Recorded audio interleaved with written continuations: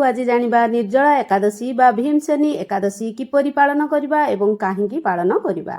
ଏକାଦଶୀ ତିଥି କେବେ ଆରମ୍ଭ ଏବଂ କେବେ ସମାପ୍ତ ହେବ ଏବଂ ପାରଣାର ଶୁଭ ମୁହୂର୍ତ୍ତ କ'ଣ, ଦଶମୀ ତିଥି ଠାରୁ ଆରମ୍ଭ କରି ଦ୍ୱାଦଶୀ ପର୍ଯ୍ୟନ୍ତ କେଉଁ ସବୁ ନିୟମ ପାଳିବା। ଜ୍ୟେଷ୍ଠ ମାସର ଶୁକ୍ଳ ପକ୍ଷର ଏକାଦଶୀ ତିଥିକୁ ନିର୍ଜଳା ଏକାଦଶୀ ବୋଲି କୁହାଯାଏ। ଏକାଦଶୀ ତିଥି ଆରମ୍ଭ ହେଉଛି 24 ଜୁନ୍ ବୁଧବାର ସନ୍ଧ୍ୟା 6:14 ଏବଂ ଏକାଦଶୀ ତିଥି ସମାପ୍ତ ହେବ 25 ଜୁନ୍ ଗୁରୁବାର ରାତ୍ର 8:10 ସମାପ୍ତ ହେବ।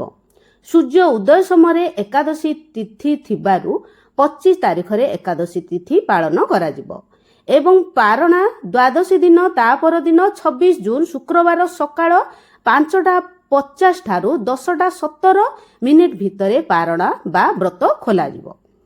ଏହି ଦିନ ଲକ୍ଷ୍ମୀ ନାରାୟଣ ବ୍ରତ ମଧ୍ୟ ପଡୁଅଛି। ନିର୍ଜଳା ଏକାଦଶୀ ମାନେ କ'ଣ? ନିର୍ ମାନେ ନାହିଁ, ଜଲ ମାନେ ଜଳ। ବିନା ଜଳ ପିଇ ଏହି ଏକାଦଶୀ କରାଯାଇଥାଏ। ବର୍ଷର 24ଟି ଏକାଦଶୀ କରିବାର ଫଳ ପୂର୍ଣ୍ଣ ଫଳ ଏହି ଗୋଟିଏ ଏକାଦଶୀ କରିବା ଦ୍ୱାରା ମିଳିଥାଏ।